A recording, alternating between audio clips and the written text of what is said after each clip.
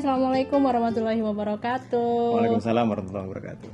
Oke, selamat datang di channel Rumah Berbagi. Aku Vika, aku seorang ibu rumah tangga dan juga homeschooler yang suka sharing-sharing seputar kehidupan aku.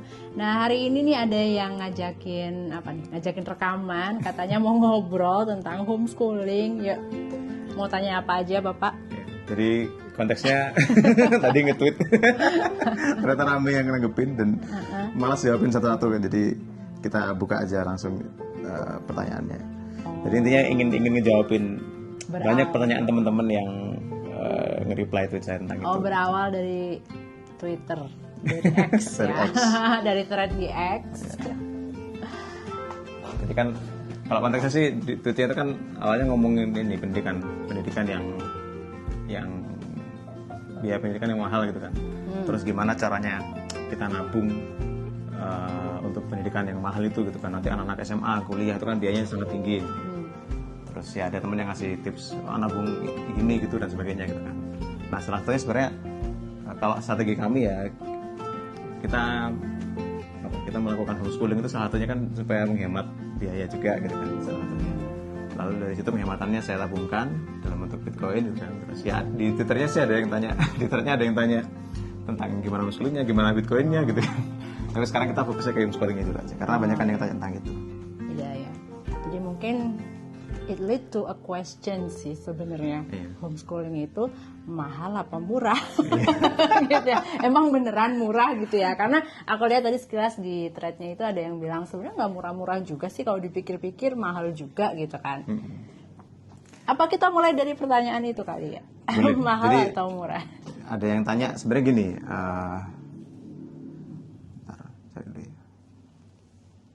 Nah ini jadi awalnya itu pertanyaan sebenarnya teknisnya itu kita ikut klub homeschooling atau apa gitu kan beberapa kan di sini ada yang kayak tempat homeschooling gitu kan. Terus dan apakah ikut banyak les gitu kan, dan akhirnya kan jadinya kan akan jadi mahal kalau ikut di les banyak tempat, les ini itu dan sebagainya gitu ya. kan. Terus ya ujung-ujungnya ada yang bilang juga ya homeschooling nggak bisa dilakukan kalau kita nggak punya privilege juga, maksudnya mungkin dalam arti kita nggak punya modal yang gede juga gitu kan. Nah apakah homeschooling itu selalu identik dengan hal yang mahal gitu? Itu mungkin pertanyaan besarnya. Bisa mulai dijawab dari bagaimana kita melakukan homeschooling dulu, atau mungkin awal mengapa kita homeschooling juga sekilas ya terkait motivasi keuangan. Nggak, sebenarnya sih kalau alasan homeschooling itu udah sering banget ya. Iya sih, kita sudah sering sharing. Ya memang salah satunya adalah penghematan, ya kan. Jujur aja sih dulu pas di Bandung ya, awalnya itu kan pas di Bandung kita coba cari-cari opsi sekolah. Emang kalau pengen yang bagus itu swasta dan itu mahal banget ya kan, langsung jiper dulu kan. Harga sekolah swasta itu langsung jiper gitu. Nah dari situ terus ya qadarullah ada yang mention tuh tentang homeschooling kan. Dan terus juga ada beberapa tokoh homeschooler yang mulai muncul tuh pas zaman-zaman Facebook gitu kan.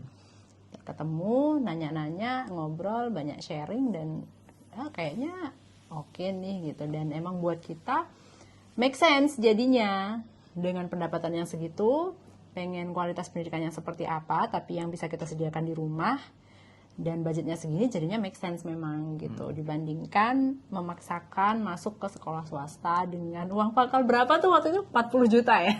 Nggak tahu lah, pokoknya denger angkanya kita udah langsung ini apaan gitu. Rumah kontrakan aja cuma berapa puluh juta, nggak nyampe segitu. Enggak, rumah kontrakan aja cuma berapa dulu.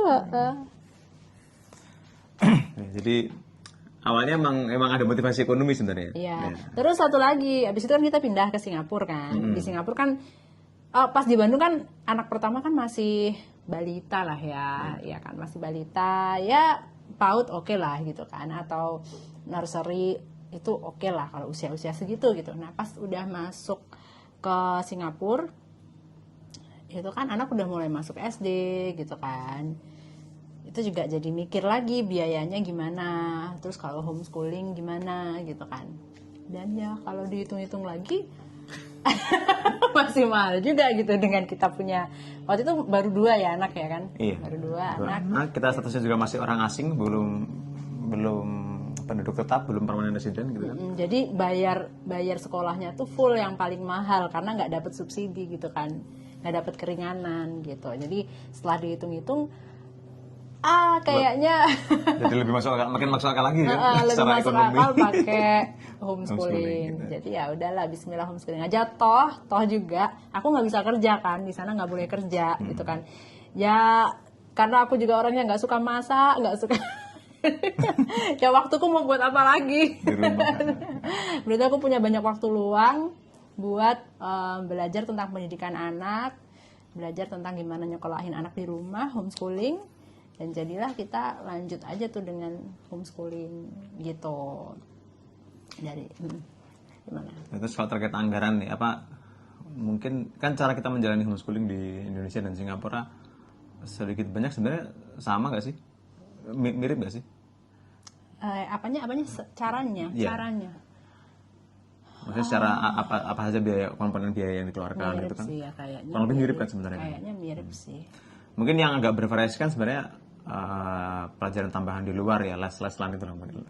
Oh enggak, yang beda banget tuh ini sih, belanja bukunya beda banget sih. Oh. Belanja buku yang memang beda banget gitu. Tapi dengan penghasilan di Singapura yang segitu, untuk beli buku sebanyak itu masih make sense. Masih masuk akal ya. Masih masuk akal gitu, masih make sense gitu. Begitu di Indonesia, ya satu penghasilannya mungkin nggak sebanyak itu, lalu kedua ini bukunya juga susah kan, kalaupun kita punya uang sebanyak apapun, kalau nggak ada kalau buku yang dibeli nggak ada di sini kan juga repot juga kan gitu. Iya. Akhirnya untuk urusan beli buku kan kita siasati ya, kemarin Bunda sempat ke Singapura belanja sendiri, perjalanan dinas. Itu masuk komponen biaya homeschooling kayak gitu. Iya.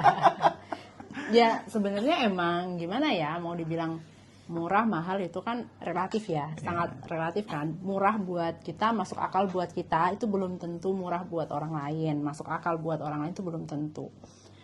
Tapi apa ya, aku setuju sih kalau itu tuh dibilang privilege ya. Dan karena gini sih, kayak misalnya kalau mau homeschooling itu memang kayaknya ada batas apa ya, bare minimum penghasilan seseorang untuk bisa menjalankan semua ini gitu loh. Iya Aku sih nggak kebayang ya, maksudnya kayak penghasilan yang di bawah UMR gitu misalnya kan, atau misalnya pas UMR terus istrinya nggak kerja, harus nanganin homeschooling gitu kan, harus mengadakan ini itu, karena kan semurah-murahnya kan tetap ada biaya ya, kecuali emang nggak sekolah sama sekali gitu kan. Itu mah beda lagi gitu kan. Itu apa ya, kayaknya kalau dari perhitunganku kayak nggak masuk akal gitu ya, walau alam, maksudnya aku nggak tahu sih kalau perhitungan orang lain ya, tapi kalau perhitungan aku dengan apa ya, bare minimum kita homeschooling model kita dengan pendapatan segitu, istri tidak bekerja, itu memang menurut aku nggak make sense sih gitu. Cuman kalau misalnya kita udah keluarga yang biasa ngirim anak-anaknya ke sekolah swasta, itu kan biasanya kan emang udah mahal dari sananya tuh SPP-nya. Betul. Nah itu bisa tuh, uang itu tuh daripada buat bayar SPP sekolah swasta itu sebenarnya bisa dialihkan buat homeschooling gitu kan. Iya. Gitu. Nah iya, jadi kalau perbandingannya itu adalah biaya sekolah negeri sama homeschooling, aku yakin emang jadinya lebih mahal homeschooling, terutama yang model kita gitu ya. Iya. Tapi kalau perbandingannya adalah sekolah swasta, biaya pendidikan sekolah swasta dengan homeschooling, ya mungkin inilah apa ya, bersaing lah gitu. Iya. Cuman bedanya jadinya alokasi anggarannya itu tidak masuk ke sekolah, tapi buat mengadakan apa-apa yang dibutuhkan di rumah gitu sih. Iya, dan enaknya kalau homeschooling kan kita bisa lebih leluasa kan mengatur anggarannya kan, dan menaikkan dan menurunkan anggaran dari tahun ke tahun, dari bulan ke bulan, itu kan bisa lebih leluasa gitu. Kalau kita misalnya ngirim anak ke sekolah swasta, ya udah sekalinya ngirim anak masuk kelas 1 ya sampai tamat kelas 6 SD atau sampai tamat kelas 3 ya harus segitu terus biaya SPP-nya gitu kan. Harus ngikutin sistem di situ terus gitu kan, termasuk biayanya juga. Sedangkan kalau kita kan sempat di Singapura juga ada fase ekonomi sulit ya. Karena harga rumah naik sampai hampir setengahnya. Jadi banyak tuh biaya yang dipangkas. Salah satunya ya les-lesan anak-anak. Jadi ada satu les anak-anak yang apa ya, lumayan mahal lah ya, relatif mahal. Kita hentikan. Kita hentikan. Stop dulu gitu. Jadi, nah itu kan apa ya, salah satu upaya penyesuaian anggaran ya. Jadi ketika kita sedang paceklik gitu kan, kita bisa dengan mudah mengurangi itu. Tapi kalau anak, misalnya kita udah terlanjur ngirim anak ke sekolah swasta yang harganya segitu, mungkin di awal masuk kehitung tuh anggarannya berapa, tapi ternyata tahun depannya misalnya suku bunga bank naik, terus KPR-nya naik, akhirnya nggak ada duitnya buat bayar sekolah kan, apa masa mau anaknya dipindahin sekolah ke yang lebih murah gitu kan? Maksudnya ya mungkin bisa, tapi kan nggak semudah itu. effortnya lebih gede gitu kan. Effortnya gede, anaknya ada adaptasi lagi dan sebagainya gitu kan. Sementara kalau dengan homeschooling ya bener kamu tadi bilang fleksibilitasnya lebih tinggi gitu. Jadi murah atau mahalnya sebenarnya relatif, dan yang penting sebenarnya bisa disesuaikan itu kan ya. Iya, itu sih yang enak ya menurutku. Dan itu bisa diturunkan. Jadi bisa belanja buku gitu kan, atau belanja aparatus. Memang belanjanya buat anak pertama, tapi kan disimpan. Nanti bisa buat anak kedua gitu kan. Kecuali yang sekali habis pakai ya, misalnya kayak stationery, Ya, buku gambar, kertas-kertas, buku tulis, alat pensil, alat tulis itu memang buat sekali habis. Tapi kalau yang sifatnya aparatus, terus buku pelajaran itu terutama yang textbook, buku-buku living books itu sih ya, sangat bisa diturunkan. Bisa hitungannya sebenarnya anggaran buat 3 anak sekaligus kita karena kita ada 3 anak gitu kan. Iya, jadi di anak yang kedua dan seterusnya itu nggak sebanyak itu gitu biayanya. Iya. Oke, sekarang terkait privilege nih. Sebenarnya kan oke lah, hanya beberapa orang yang dapat privilege kan yang bisa menjalankan homeschooling kan. Salah satunya kan ekonomi. Sebenarnya selain ekonomi apa aja tuh lagi privilege yang lain yang mungkin bisa dibilang jadi barrier of entry ya untuk orang bisa menjalankan homeschooling. Salah satunya misalnya istrinya nggak kerja gitu kan. Kemampuan dan kemauan orang tua sih. Jadi aku sih selalu bilang ya, homeschooling itu tidak untuk semua orang. Kalau ada yang nanya homeschooling itu gimana, yang pertama, homeschooling itu tidak untuk semua orang gitu. Karena yang namanya homeschooling itu pasti salah satu di antara kita, salah satu dari orang tua itu bisa dibilang perlu dalam tanda kutip mengorbankan karirnya gitu. Jadi dalam hal ini sih aku yang tidak bekerja gitu kan, tidak bekerja di luar rumah, tapi fokus nyiapin homeschooling di rumah, ngurus anak-anak di rumah gitu. Dan kalau di Singapura itu jadi aturan ya? Iya, iya benar. Kalau di Singapura, warga negara Singapura kalau mau homeschooling itu boleh, tapi ada syarat-syaratnya harus dipenuhi. Salah satunya adalah salah satu orang tua itu harus lulusan S1 minimal, dan yang kedua harus bekerja di rumah. Iya. Karena harus fokus ngerencanain pelajaran, bikin laporan, monitoring gitu-gitulah. Jadi emang perlu keseriusan yang lebih sih. Walaupun ya pada prakteknya mungkin ada yang sambil jualan, ada yang sambil gimana, tapi intinya adalah kamu perlu mencari aktivitas itu yang se-fleksibel mungkin juga, sehingga bisa jalan dua-duanya kalau misalnya mau sambil bekerja gitu. Iya. Yang mana sih kalau kantoran kayaknya sulit sih gitu. Kecuali kalau model homeschooling lembaga kali ya yang itu. Soalnya homeschooling juga macam-macam sih kadang-kadang. Homeschooling itu spektrumnya luas kan. Iya, jadi kalau teman-teman nanya ke aku homeschooling itu apa, maka yang aku refer adalah homeschooling yang proses belajar mengajarnya itu adalah di rumah, bukan yang kita masukkan anak ke lembaga. Karena di Jogja ya yang aku lihat tuh ada beberapa lah, aku nggak bilang banyak ya, tapi ada beberapa yang aku lihat itu lembaga homeschooling gitu. Jadi kalau ada yang nanya anaknya sekolah di mana, homeschoolingnya di mana, kok nanyanya homeschoolingnya di mana ya, gitu kan? Homeschoolingnya di home. ya kan aku mikirnya kalau homeschooling itu ya makan di rumah gitu kan. Tapi ternyata setelah kita jalan-jalan gitu ya, ternyata tuh ada lembaga homeschooling, jadi anak-anaknya dimasukin ke lembaga itu gitu. Nah ini yang aku maksud, bukan model homeschooling yang lembaga seperti itu ya, tapi yang memang kita atasi di rumah gitu. Walaupun kita juga bukan tanpa lembaga juga ya, sebenarnya kita juga ngikut juga ke lembaga PKBM. Ya itu kan memang untuk keperluan administrasi ya. Tapi tidak harus di kota yang sama gitu. Jadi kita lembaga yang kita ikuti adanya di Solo gitu kan. Dan bukan untuk masukin anak ke sana setiap hari, nggak kayak gitu. Ya modelnya macam-macam sih. Kita baru pernah ke sana sekali malah kan. Iya, cuma kalau teman-teman nanya homeschooling kita yang kayak gimana, ya homeschooling yang memang di rumah, yang kurikulumnya kita bisa dibilang kita racik sendiri, kita sesuaikan dengan kebutuhan anak gitu. Ya, sekarang kita lanjut ke ini salah satu faktor penentu biaya juga ya. Tadi kan kita bicara ngelesin anak, beli buku itu kan apa? Suplemen lah itu untuk anak-anak tambahan ya. Tapi kan sebenarnya inti dari homeschooling itu kan sebenarnya kurikulumnya kan. Dan itu kan sangat berpengaruh tuh ke biaya yang akhirnya harus kita keluarkan itu kan. Nah, mungkin Bunda bisa ngasih beberapa contoh lah ya. Mana yang kira-kira bisa jadi mahal, mana yang kira-kira bisa murah, atau mana yang kita gunakan sekarang. Nah, itu gimana? Jadi emang ini ya yang sangat menentukan biaya homeschooling itu juga metode yang kita pilih. Pertama, metode. Terus yang kedua kurikulum. Metode itu maksudnya kayak apa ya, pendekatannya gitu loh. Kan ada banyak ya metode itu, ada yang unschooling, ada Montessori, Waldorf, ada kalau kita pakainya Charlotte Mason, literatur base gitu kan. Itu macam-macam banget gitu kan. Dan itu sangat menentukan apa aja yang diperlukan di rumah, apa aja yang perlu dibeli, yang perlu disediakan itu. Itu komponen biaya paling besar tuh di situ, selain di ekstrakurikuler macam les atau les musik dan segala macam gitu ya. Tapi sebenarnya les-les itu pun juga tergantung dari kita pengen ngajarin anak apa aja gitu. Jadi memang komponen terbesarnya itu ada di metode dan kurikulum gitu. Nah, kalau teman-teman perlu assess juga nih kayak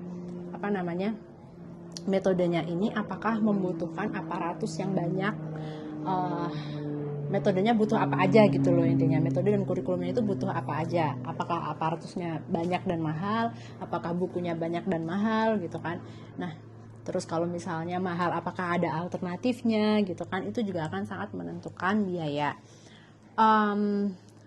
Di beberapa teman aku tuh ada yang pakai Montessori buat homeschooling, dan ada yang Montessori-nya itu modelnya mereka DIY, jadi mereka bikin sendiri aparatusnya karena menyadari kalau aparatus yang asli itu sangat mahal gitu ya untuk ukuran sebagian orang ya. Mungkin buat sebagian yang lain kan mungkin nggak mahal gitu, tapi kan ya kalau buat kita itu mahal sih. Bahkan ada yang jual KW-nya juga kan? Iya. Kalau mau ada yang jual KW-nya ada yang jual versi KW-nya murah. juga, itu juga ada gitu kan. Nah, kalau misalnya sangat yakin dengan metode Montessori, itu contoh ya, sebenarnya ya contoh aja, misalnya contohnya aku yakin banget dengan metode Montessori, apakah ada alternatifnya? Tapi kalau misalnya alternatifnya maka cost-nya apa nih gitu kan, mungkin waktunya jadi lebih banyak untuk mempersiapkan aparatusnya mungkin ya seperti itu. Nah, kalau di kita sendiri itu kita pakai Charlotte Mason, yang mana sebenarnya itu tuh literatur base ya, bisa aku bilang. Aparatus yang paling banyak itu adalah living book. Buku itu banyak banget gitu kan. Kalau aparatus yang lain itu tidak terlalu banyak sebenarnya gitu. Tapi memang yang banyak dan bisa dibilang lumayan mahal, pricey itu di buku. Cuman senangnya di metode Charlotte Mason ini adalah ada banyak alternatif buku-buku gratis yang bisa diakses secara online. Jadi tinggal di print gitu. Print sendiri bisa. Nah, cuman masalahnya, jadi kalau misalnya nggak bisa dapat bukunya, komprominya adalah harus nyediain printer yang reliable. Itu juga lumayan pricey ya. Terus kertas yang banyak gitu kan, dan waktu, karena takes time banget sih kalau buat ngejilid buku gitu kan. Ngeprint bolak-balik itu kalau salah tipe printer ternyata nggak bisa bolak-balik. Salah printer. Aduh. Kita udah tanya, ini fiturnya apa aja? Udah lengkap semua kayaknya nih. Begitu pas dibawa pulang, oh iya ini nggak bisa bolak-balik ternyata. Lupa nggak ditanyain. Gitu. Karena kita di Singapura bisa bolak-balik printernya. Jadi kalau ngeprint tinggal mau ngeprint satu buku, filenya itu PDF satu buku, klik print udah selesai, jadi bolak-balik langsung. Di sini ya udah harus ngeprint dulu yang genap dulu, terus harus memastikan muternya nggak salah, halamannya nggak ada yang skip, karena kalau sekalinya ada halaman yang double-double, nah itu kacau jadi susunan halamannya. Jadi ya effortnya sendiri kalau kita nggak temu alat yang tepat lah gitu. Betul, makanya sih aku ya akhirnya coba lihat-lihat di Amazon gitu kan, atau di mana lah, di Kinokuniya gitu kan, ada nggak nih alternatif bukunya, atau biasanya mau di Gramedia sih, atau ini Periplus ya biasanya kita belanja ke sana, ada nggak nih bukunya gitu. Kalau nggak ada banget ya udah mau nggak mau akhirnya harus ngeprint, atau misalnya ada tapi ongkos kirimnya itu jadi nggak make sense. Kan ada tuh yang visit Afrika, visit Asia, itu yang pelajaran geografi, map drilling. Itu kan akhirnya aku minta kamu yang ngeprintin kan. Iya. Itu karena sebenarnya bisa dikirim, tapi ya ampun biayanya itu belum pajak segala macam gitu kan, kayak udahlah kalau kayak gini effortnya apa sih namanya, too much lah, jadinya mendingan ngeprint aja gitu. Bagi bea cukai Indonesia kan buku tuh jadi barang mewah. Itu nggak make sense banget. Jadi kena pajak lebih dan sebagainya adalah. Iya, tapi buat kita gitu ya, karena kita pakai metode Charlotte Mason itu tadi, ya komprominya di situ. Jadi banyak beli apa namanya, buku-buku ya buku-buku lah intinya yang banyak dibelanja. Iya, ya salah satu indikasinya kemarin waktu kita pindahan dari Singapura ke Indonesia kan, kita tuh ada kalau murni bukunya aja itu mungkin 3 dus ada kayaknya, 3 dus sebesar mesin cuci kayaknya. Jadi bayangkan 3 dus mesin cuci itu isinya buku semua full. Tapi kan kita nggak isi semuanya, jadi total kita ada 6 dus, tapi terus diisi setengah-setengah lah biar nggak terlalu berat. Jadi buku campur baju, campur apa gitu. Soalnya kalau terlalu berat juga mereka nggak bisa ngangkut. Iya, karena bayangin kalau satu dus mesin cuci itu diisi buku semua, ya nggak, dusnya nggak kuat, jebol nanti diangkat gitu. Betul, gitu. Terus di sini pun juga akhirnya selain beli buku di Periplus, ya kemarin itu yang aku sebutin tadi, Bunda sempat pergi perjalanan dinas ke Singapura. Jadi karena di Periplus kan nggak ada, di Gramet juga nggak ada. Terus aku lihat di Amazon.sg sama Amazon.com sih, itu ternyata ada. Tapi harus impor di mana-mana dan nggak mungkin dikirim ke sini langsung, jadi tak kirimin ke alamat teman-temanku. Ya udah pas ke Singapura aku ambil ke sana gitu. Jadi kita ya udah waktu itu sebelum ke Singapura kita klik dulu beli bukunya kan. Ada yang dari Jepang, ada yang dari Eropa, ada yang dari Amerika juga gitu. Ada yang dari Singapura juga. Jadi jadi intinya sih semua buku itu di-pull ke Singapura karena gampang untuk impor kan. Apa ya? Bea cukainya nggak resel, cepet lah ini ya. Ya emang impor barang, impor buku di Singapura itu jauh lebih mudah. Lebih mudah. Jadi ya akhirnya aku masih ngalahin 6 bulan sekali ke sana sih. Iya gitu. Jadi ya kemarin ke sana ya salah satu agendanya ambil buku beli online itu. Iya. Cuman kalau misalnya apa namanya kan sebenarnya buku-buku yang aku beli kemarin itu kan juga ada Kindle-nya. Iya. Kindle-nya ada. Terus sebagian juga ada yang free di Amblesite online, itu sebagian ada yang free, jadi tinggal download gitu kan. Jadi sebenarnya less effort ya kalau mau berkompromi di situ. Cuman kadang-kadang kan sensasi baca buku dan Kindle itu beda ya, apalagi kalau buat anak-anak. Kalau kita dapat PDF-nya terus ngeprint sendiri kan juga lagi-lagi tadi kalau printernya beda juga, kualitasnya juga. Ya akhirnya akhirnya walaupun ada online-nya, ada PDF-nya, aku tetap milih sih gitu. Tapi ada juga yang nggak ada, di mana-mana nggak ada. Gitu. Jadi akhirnya udahlah pakai Kindle atau download gitu. Oke, kita lihat lagi pertanyaan selanjutnya apa lagi? Apa lagi? Teknisnya tadi kan ada teknisnya. Sebentar, cek dulu. Sama ini sih, karena dengan metode jadi setelah kita nentuin metode gitu kan, kita kan ngerancang kurikulumnya gitu kan, apa aja yang perlu dipelajari anak gitu kan ya. Nah kan tadi kalau nggak salah ada yang nanya kurikulumnya gimana gitu kan. Karena kita pakai metodenya CM, itu ada 3 aspek yang harus dipelajari anak, yaitu pengetahuan tentang Tuhan, agama gitu ya, pengetahuan tentang manusia dan alam, sama yang satunya itu apa ya? Seni apa? Apa ya? Kok jadi ngeblank? Pokoknya ya apa, ada 3 aspek itulah. Yang satu tuh ya semacam handicraft segala macam gitu-gitu. Nah, itu menentukan apa? Komat ya. Itu menentukan apa aja buku yang perlu dibeli, apa aja yang perlu anak pelajari, dan kita bisa ngukur kemampuan kita. Kayak misalnya nih, karena anak-anak masih SD, untuk materi yang agama, Man and Universe itu kayak IPA IPS gitu ya. Pas aku lihat bukunya, aku lihat caranya, oke, aku masih bisa handle nih gitu kan. Tapi kan ada materi lain ya, ada pelajaran lain kayak handicraft, musik gitu kan. Itu drawing juga termasuk. Itu kayaknya aku nggak bisa nih. Lama-lama aku nggak bisa ngajarin karena terlalu mereka kemampuannya udah terlalu jauh, aku udah nggak bisa ngejar buat belajar lagi gitu, udah mentok lah istilahnya aku tuh. Akhirnya ya udah tak masukin anak-anak ke les-lesan gitu, termasuk kayak renang juga kan.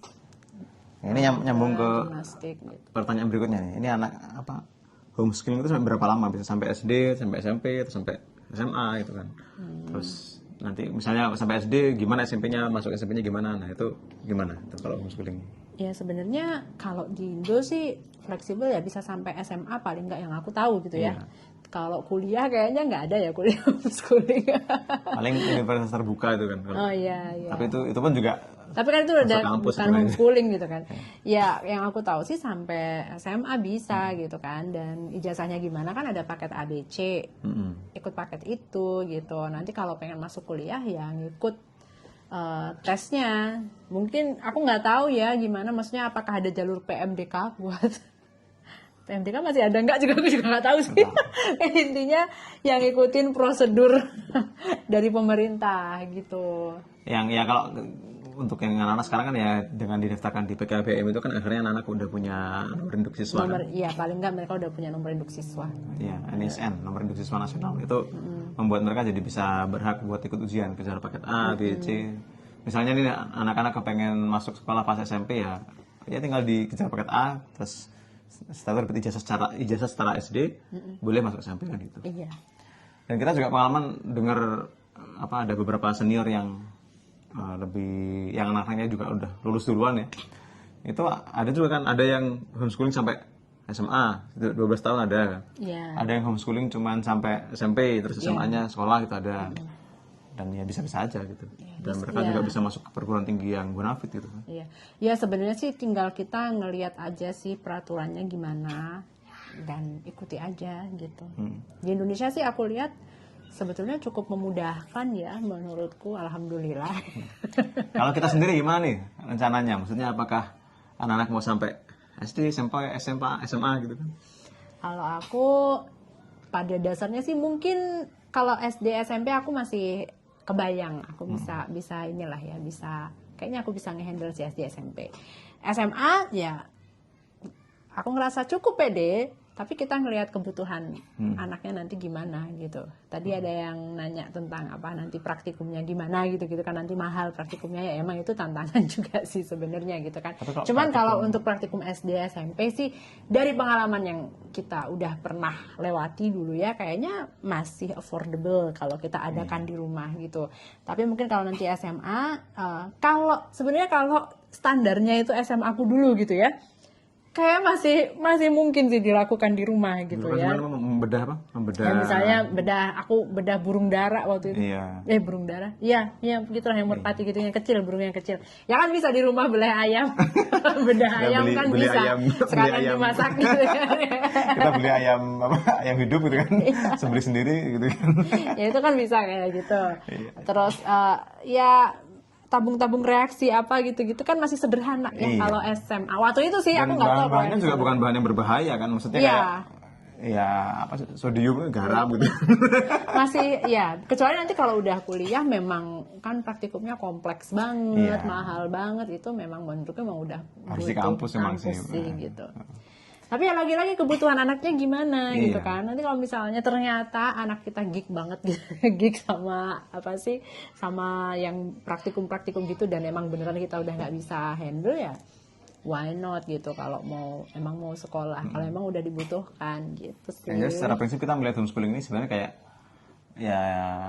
kayak kita berada di jalan tol atau di jalan biasa gitu aja kan. Jadi sekarang kita asumsinya katakanlah homeschooling itu jalan tol gitu kan, terus atau jalan SMA-nya lah, sekolah umumnya itu yang jalan tol, kita di jalan di luar tol gitu. Iya, bisa berhenti kapan aja, bisa cepet lambat. Misalnya gitu, kita udah di jalan yang bukan tol ini nggak sanggup lagi misalnya gitu kan, atau anaknya nggak siap atau sebagainya, atau kita nggak mampu memfasilitasi, udah kita tinggal masuk pintu tol aja. Tapi ya di pintu tol nanti yang di tahun kesekian itu gitu kan, itu bisa aja kan gitu. Iya, bisa. Kan kita masuk tol kan nggak harus dari ujung kan, kita mau tol Jawa Bali itu kan bisa masuk dari mana aja gitu kan. Gitu.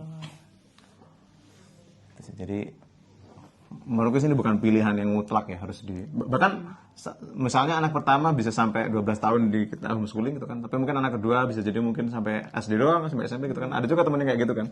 Ada mereka punya beberapa anak, terus ada anaknya yang akhirnya SMP-nya ya masuk atau bahkan SD kayaknya. Yang mana tuh? Yang di Singapura. Yang di Singapura. Iya, SD.